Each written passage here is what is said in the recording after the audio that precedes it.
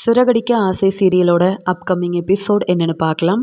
இங்கே பாட்டி ஊருக்கு போனதுக்கு அப்புறமா வீட்டில் முத்து மீனான்னு யாரும் ஃபோன் பண்ணவே இல்லையே, அண்ணாமலை கிட்ட என்னன்னு கேட்போம் அப்படின்னு சொல்லிட்டு ஊருக்கு போன பாட்டி அண்ணாமலைக்கு ஃபோன் பண்ண உடனே அண்ணாமலையும் அம்மா நீங்கள் எப்படி இருக்கீங்க அப்படின்னு சொல்ல, என்ன அண்ணாமலை யாரும் ஃபோன் பண்ணவே மாட்டேங்கிறீங்கன்னு கேட்கும்போது, அது ஒன்றும் இல்லைம்மா, ரோகிணியோட அப்பாவுக்கு அப்படின்னு நடந்த எல்லாத்தையுமே சொல்லிட்டு இருக்காரு. அப்போ தான் பாட்டிக்கு தெரியுது ரோகிணியோட அப்பா இப்போ இல்லை, அவருக்கு ஏதோ ஒரு பெரிய பிரச்சனை நடந்திருக்கு அப்படின்றத புரிஞ்சுக்கிட்டு, ஆமாம் அண்ணாமலை நான் ஊருக்கு வந்தப்போ கூட ரோகிணி இதை பற்றிலாம் சொல்லவே இல்லையே அப்படின்னு கேட்குறாங்க பாட்டி. அதுக்கு உடனே அண்ணாமலையும், நான் முத்து மீனா விஜயானு எல்லாருமே மலேசியாவுக்கு போகிறதா இருந்தோம். அந்த சமயம் ரோகிணியோட மலேசியா மாமா வீட்டுக்கே வந்து நடந்த எல்லாத்தையுமே சொன்னார். நாங்களும் இப்போதைக்கு மலேசியாவுக்கெல்லாம் போக வேண்டான்னு முடிவெடுத்துட்டோமா. மலேசியாவுக்கு போகதா இருந்தால் கண்டிப்பாக உங்ககிட்ட நாங்கள் சொல்லியிருப்போமே அப்படின்னு சொல்லும்போது, என்னதான் இருந்தாலும் இந்த விஜயா சம்மந்தியை கொஞ்சம் ஒரு முறை கூட பார்க்கவே இல்லையே, அந்த ரோகிணியோட வீட்டிலேருந்து பெருசாக யாரும் நம்மளை பார்க்க வரவும் இல்லை. அந்த மலேசியா மாமான்னு ஒருத்தர் வந்தாரே அவரை மட்டும்தான் நான் பார்த்துருக்கேன். இப்போ ரோகிணிக்கு அப்பாவும் இல்லைன்னு ஆயிடுச்சா அப்படின்னு சொல்லும்போது, ஆமாம்மா அப்படின்னு இங்கே அண்ணாமலையும் பாட்டியும் பேசிகிட்டு இருக்க அந்த சமயம் முத்து வராரு. உடனே அண்ணாமலை சொல்கிறாங்க, உன் பாட்டி தான் முத்து பேசுகிறாங்கன்னு சொல்ல, உடனே முத்துவும் எப்படி பாட்டி இருக்கீங்கன்னு கேட்க, இங்கே பாட்டி சொல்கிறாங்க, என்னப்பா ரோகிணியோட அப்பாவுக்கு இப்படி நடந்துருச்சாமே முத்துன்னு கேட்க, ஆமாம் மலேசியாவிலேருந்து அவங்க மாமா அவங்க அப்பாவோட ஃபோட்டோவெல்லாம் அனுப்பி வச்சதா சொல்லி இங்கே வந்து ரொம்ப அழுதுட்டு இருந்தாங்க அந்த பார்லலம்மா அப்படின்னு சொல்ல, உடனே பாட்டி கேட்குறாங்க, என்னது ரோகிணியோட அப்பா ஃபோட்டோ இருக்குதா, அப்போ நீங்கள் ரோகிணியோட அப்பாவெல்லாம் பாத்தியா முத்துன்னு கேட்க, பார்த்தேன் பாட்டி, ஆனால் அந்த ரோகிணியோட அப்பா ஃபோட்டோவை பார்த்ததுக்கப்புறமா தான் அந்த பார்லலம்மா மேலே எனக்கு இன்னும் சந்தேகம் அதிகமாக இருக்குது. ஏன்னா அவரை பார்க்க மலேசியாவிலேருந்து வந்த மாதிரியும் தெரியல, மலேசியாவில் பெரிய பிஸ்னஸ் செய்கிற மாதிரியும் தெரியல, நமக்கு தெரிஞ்சவர் மாதிரி தான் இருக்கார், நம்ம ஊரில் இருக்கிறவர் மாதிரி தான் இருக்கார். ஆனால் இந்த ரோகிணி என்ன கேட்டாலும் ஏதேதோ சொல்லி சமாளிக்கிறாங்க. இத்தனை நாள் அவங்க அப்பா இருக்கும்போது அவங்க குடும்பத்தை பற்றி நம்மக்கிட்ட எதுவும் சொல்லலை, ஏன் அவங்க அப்பாவோட ஃபோட்டோ குடும்ப ஃபோட்டோன்னு எதையுமே காமிக்கல. ஆனால் அவங்க அப்பா இல்லைன்ன உடனே ஃபோட்டோவெல்லாம் கொண்டு வந்து என் அம்மா கிட்ட காமிச்சு அப்படி எழுதிட்டு இருந்தாங்க பாட்டி அப்படின்னு சொல்ல, சரி முத்து, அந்த ரோகிணியோட அப்பா ஃபோட்டோவை எனக்கும் ஃபோட்டோ எடுத்து அனுப்புறியா, ஏன்னா நானும் பார்த்தது இல்லைல்ல அப்படின்னு சொல்லும்போது, அதெல்லாம் எதுக்கு பாட்டி நீங்கள் பார்க்கணும், அவர் தான் இப்போ இல்லையே அப்படின்னு முத்து சொல்கிறாரு. நீ அனுப்பேன், என்னதான் இருந்தாலும் ரோகிணியோட அப்பா மலேசியா சம்மந்தியாச்சே, அவரை பார்த்தாவது கொஞ்சம் சந்தோஷப்பட்டுக்கலாம். அவர் இல்லைன்ற மனவேதனை இருந்தாலும் அவர் இல்லைனதுக்கு அப்புறமாவது அவருடைய ஃபோட்டோவையாவது பார்க்கலாம்ல, அதனால தான் அப்படின்னு பாட்டி சொல்கிறாங்க.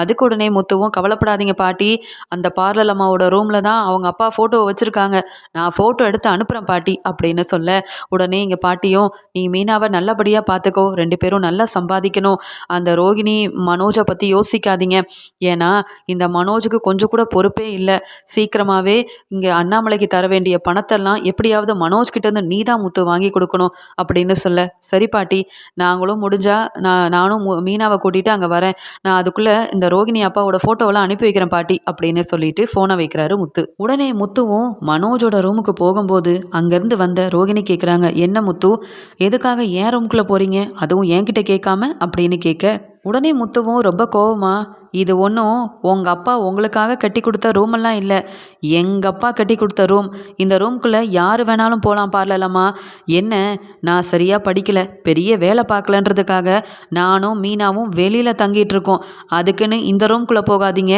அந்த ரூம்குள்ளே போகாதீங்கன்னு நீங்களாம் எனக்கு சொல்ல வேண்டாம் புரியுதா அப்படின்னு முத்து கோவமாக அந்த ஃபோட்டோவை கூட பாட்டிக்கு அனுப்பாமல் அப்படியே கிளம்பிடுறாரு.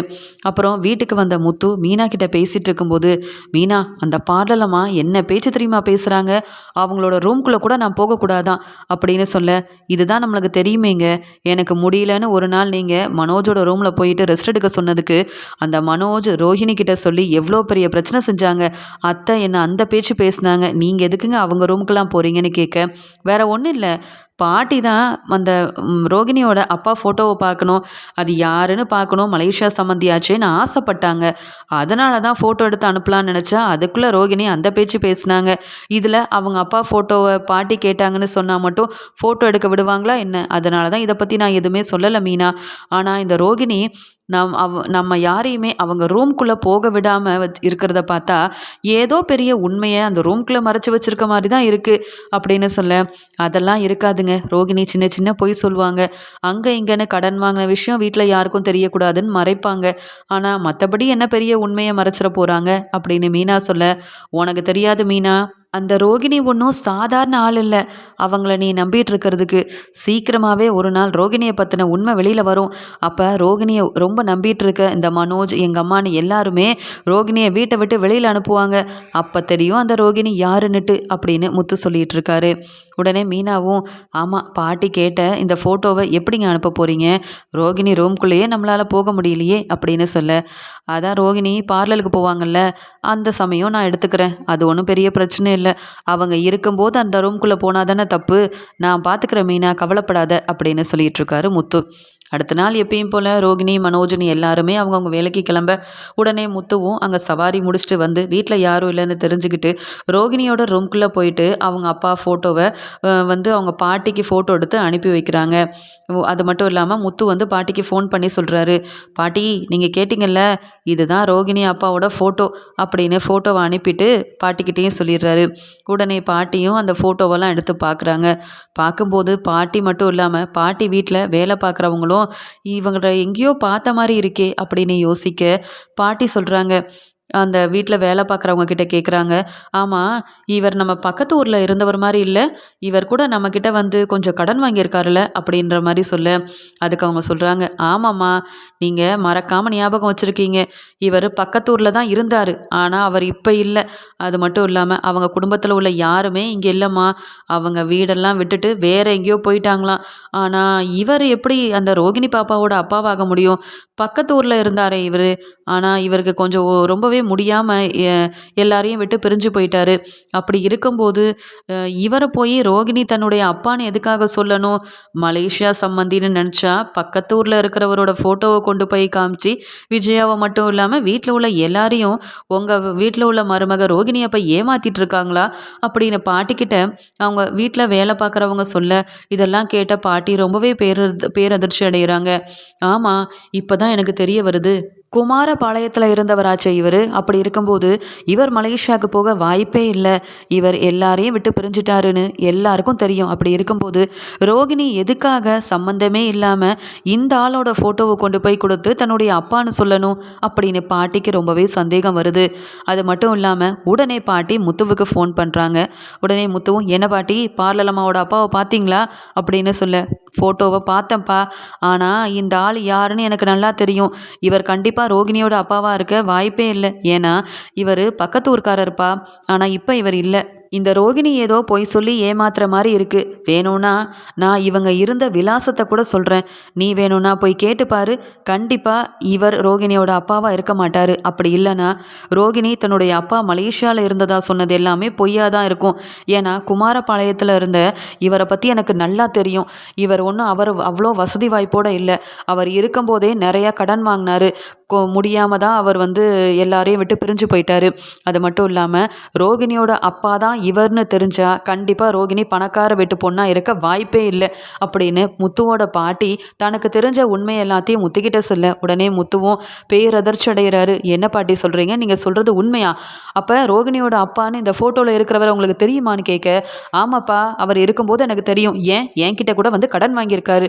நம்ம பக்கத்து ஊருக்காரர் தான், ஆனால் ஏதோ ரொம்ப முடியாமல் இருந்தார், ஹாஸ்பிட்டலில் சேர்த்துருந்தாங்க, அவரும் பிரிஞ்சிட்டாரு.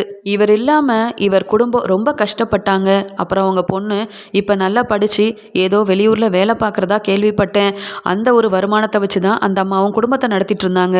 இவர் இல்லைன்னு எனக்கு நல்லாவே தெரியும். ஆனால் இவரை எதுக்காக இந்த ரோகிணி அப்பான்னு சொல்லணும்? எனக்கு என்னவோ ரொம்பவே சந்தேகமாக இருக்குது முத்து.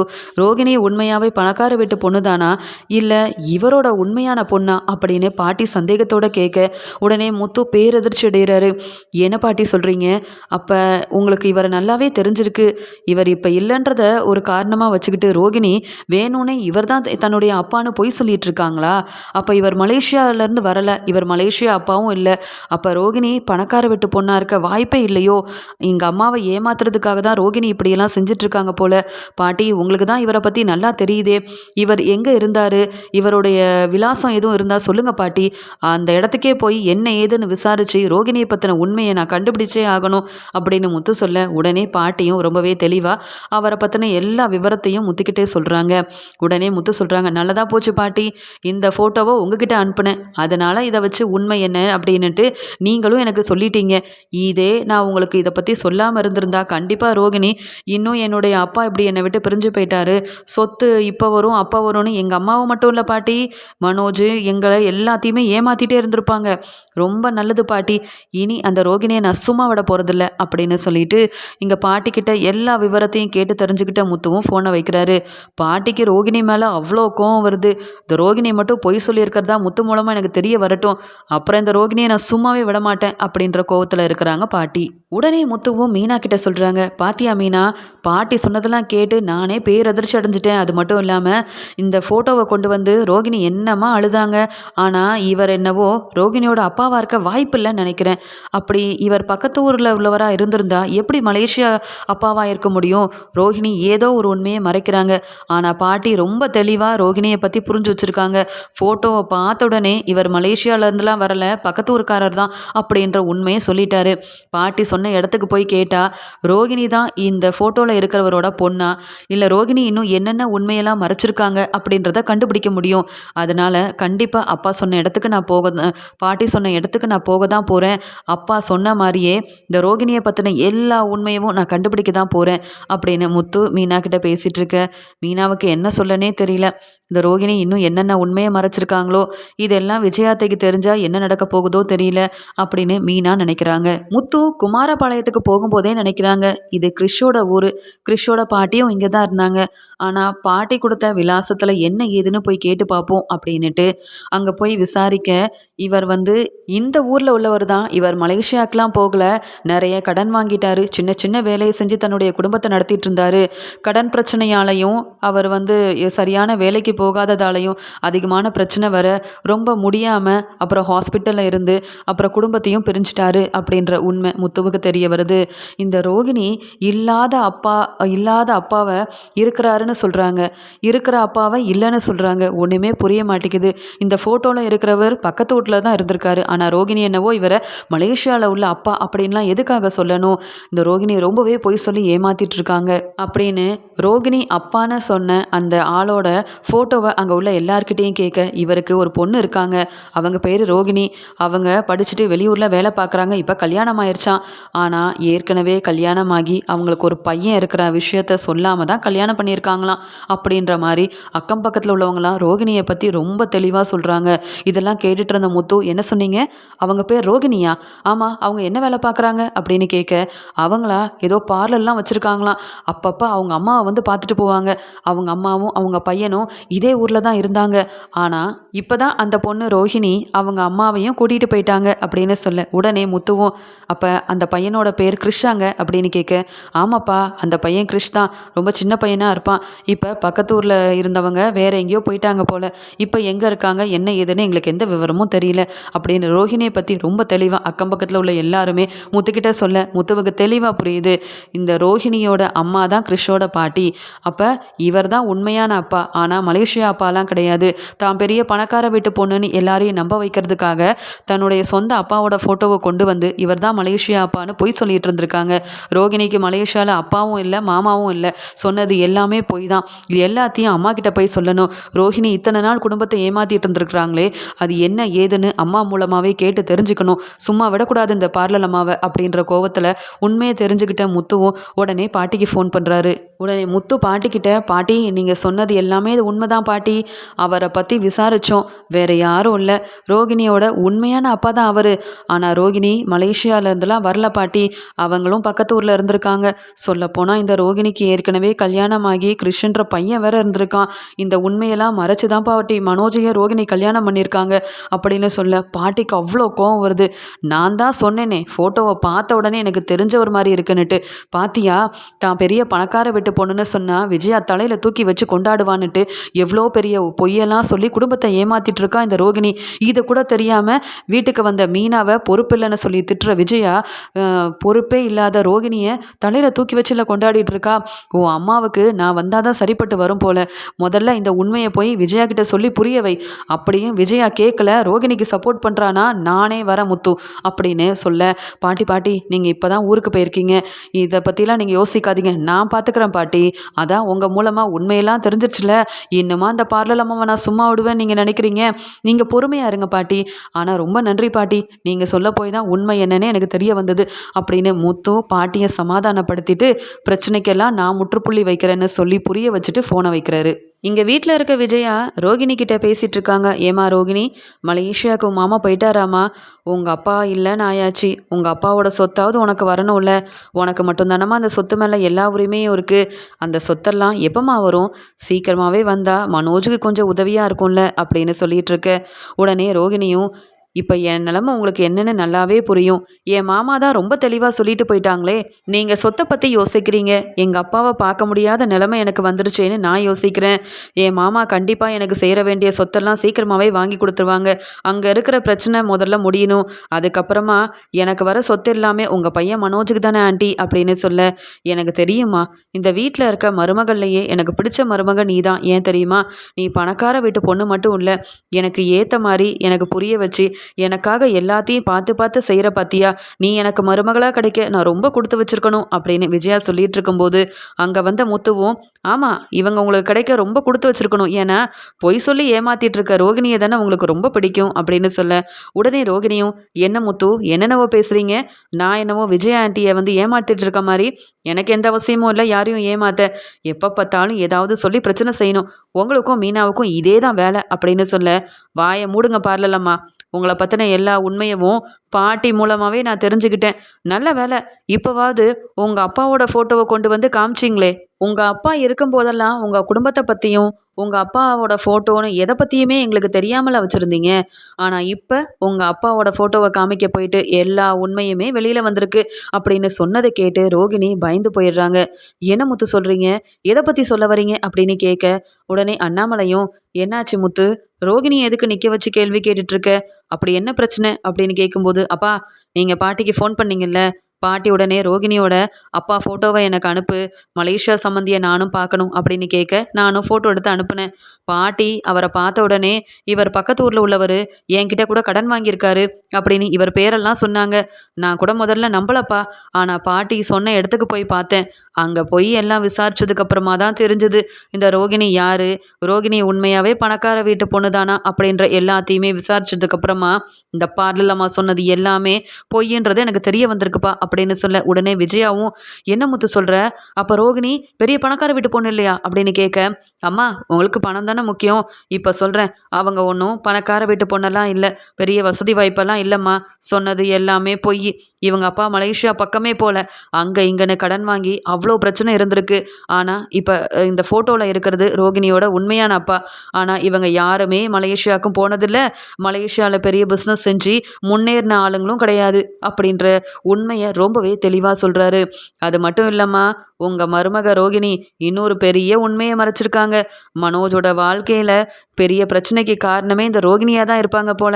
ஏற்கனவே ரோகிணிக்கு வேற கல்யாணம் ஆயிருக்கான், ஒரு பையன் வேற இருக்கானா, வேற யாரும் இல்லை, நம்ம வீட்டுக்கு ஒரு சின்ன பையனை நான் கூட்டிகிட்டு வந்தேன்ல, அந்த பையன் பேர் கூட கிறிஷ் ஆச்சே, அந்த பையனோட அம்மா தான் இந்த பார்லர் அம்மா. இவ்வளோ உண்மையும் மறைச்சது மட்டும் இல்லாமல் பொய் சொல்லி இன்னும் ஏமாத்திட்டு இருக்காங்க. நீங்களும் அவங்க சொல்கிற கதையெல்லாம் கேட்டுக்கிட்டு தலையாட்டிக்கிட்டு எல்லாமே உண்மை நம்பிட்டு இருக்கீங்க. இந்த ரோகிணியால் உங்களுக்கு எந்த சொத்தும் வரப்போகிறதில்ல, நீங்கள் அவமானப்பட்டு தாம்மா நிற்க போகிறீங்க அப்படின்ற உண்மையை சொல்ல, என்னது அப்போ சொத்து கிடைக்காதா அப்படின்னு விஜயா கேட்க, உடனே அண்ணாமலை திட்ட ஆரம்பிக்கிறாரு. என்ன விஜயா நீ, இங்கே ரோகிணி ஏற்கனவே கல்யாணம் ஆயிருக்கு, ஒரு பையன் இருக்குன்னு சொல்லிட்டு இருக்கும்போது உனக்கு சொத்தை பற்றி தான் அக்கறை. அப்போ ரோகிணிக்கு ஏற்கனவே கல்யாணம் ஆயிருந்தாலும் பரவாயில்ல, சொத்து இருந்தால் பரவாயில்ல, மனோஜ் கூட வாழ வைக்கலாம்னு நினச்சிட்டு இருக்கியா? அப்போ இந்த உண்மையெல்லாம் தெரிஞ்சு நீயும் சேர்ந்து குடும்பத்தை ஏமாத்திட்டு இருக்கியா அப்படின்னு அண்ணாமலை கேட்கும்போது, இல்லைங்க உண்மையாகவே இதெல்லாம் எனக்கு தெரியாதுங்க, இந்த ரோகிணி என்னையும் நம்ப வச்சு ஏமாத்திட்டா. ரோகிணிக்கு நான் நிறைய உதவி செஞ்சுருக்கேன், ரோகிணிக்காக உங்ககிட்டலாம் நான் பொய் சொல்லி உங்களெல்லாம் ஏமாத்திருக்கேன். ஆனால் இந்த உண்மை எனக்கு தெரியாதுங்க, நான் உண்மையை தான் சொல்கிறேன், என்னை நம்புங்க, என் பையன் வாழ்க்கையவே நான் ஒன்றும் இல்லாமல் செய்வேனா அப்படின்னு விஜயா அழ ஆரம்பிக்கிறாங்க. உடனே அண்ணாமலையும், என்னம்மா ரோகிணி இதெல்லாம், இவ்வளோ பெரிய உண்மையை மறைச்சிருக்க? எங்கள் அம்மா என்னவோ ஆசைப்பட்டு உன் அப்பாவை பார்க்கணும்னு நினைக்க போயிட்டு ஃபோட்டோவை அனுப்ப இவ்வளோ பெரிய உண்மை தெரிஞ்சிருக்கு. இல்லைனா நீ யாருன்றதே தெரியாமலாமா தானம்மா இருந்திருக்கும். இதுக்காக தான் இத்தனை நாள் உங்கள் அப்பாவை பற்றியும் உன் குடும்பத்தை பற்றியும் எந்த ஒரு உண்மையும் சொல்லாமல் இருந்தியா? முத்து மலேசியாவிலேருந்து 2 பேரை கூட்டிகிட்டு வந்தப்ப கூட உன் குடும்பத்தை பற்றி விசாரித்த உடனே வெளியில் கிளம்பி போயிட்டேன். ஏதாவது நாங்கள் கேட்டாலும் சமாளிச்சிருவேன். இப்போ தானே தெரியுது இதுக்கு எல்லா பிரச்சனைக்கும் பின்னாடி நீ பொய் சொன்னது மட்டும்தான் இருந்திருக்குன்னுட்டு. என்ன விஜயா இதெல்லாம்? மனோஜோட வாழ்க்கையை பற்றி கொஞ்சமாவது யோசிச்சு பார்த்தியா? உன் பையனை பற்றியும் யோசிக்கல, உனக்கு பணம் தானே முக்கியம் அப்படின்னு கேட்க இங்கே ரோகிணி அழுதுட்டு நிற்கும்போது விஜயா ரொம்ப கோவமாக எல்லார் முன்னாடி ரோகிணியை வெளுத்து வாங்குறாங்க. இந்த ரோகிணியால் நான் பெரிய பணக்கார ஆக போகிறேன், 2-3 வீடு வாங்கலாம், மனோஜ் பெரிய பெரிய கடைக்கெல்லாம் ஓனர் ஆகலாம் அப்படின்ற ஆசையில் தாங்க எதை பற்றியுமே விசாரிக்காமல் ரோகிணியை இந்த வீட்டுக்கு மருமகளாக கூட்டிகிட்டு வந்தேன். ஆனால் நான் செஞ்சது தான் பெரிய தப்பு, இவளை நம்பி ஏமாந்துட்டேனே அப்படின்னு ரோகிணியை பலார்னு வெளுத்து வாங்குறாங்க. இனியும் இந்த வீட்டில் நீ சந்தோஷமாக இருக்கலான்னு பார்க்குறியா? உன்னை நம்பினா இனி பணமும் கிடைக்காது, ஒன்றும் கிடைக்காதுன்னு எனக்கு நல்லாவே தெரியும். உன்னை விட நல்ல பெரிய படித்தவளாகவும் பணக்காரியவும் பார்த்து மனோஜுக்கு கல்யாணம் பண்ணி வைக்க எனக்கு தெரியும். உனக்கு தான் ஏற்கனவே கல்யாணம் ஆயிருக்கே. அப்படி இருக்கும்போது என் பையனையும் நீ ஏமாத்திருக்க. சீக்கிரமாகவே மனோஜுக்கு வேற கல்யாணம் பண்ணி வைக்கிற. அப்போ இந்த விஜயா யாருன்னு உனக்கு தெரியும் அப்படின்னு ரோஹிணி கிட்ட சொல்லி திட்டுறாங்க.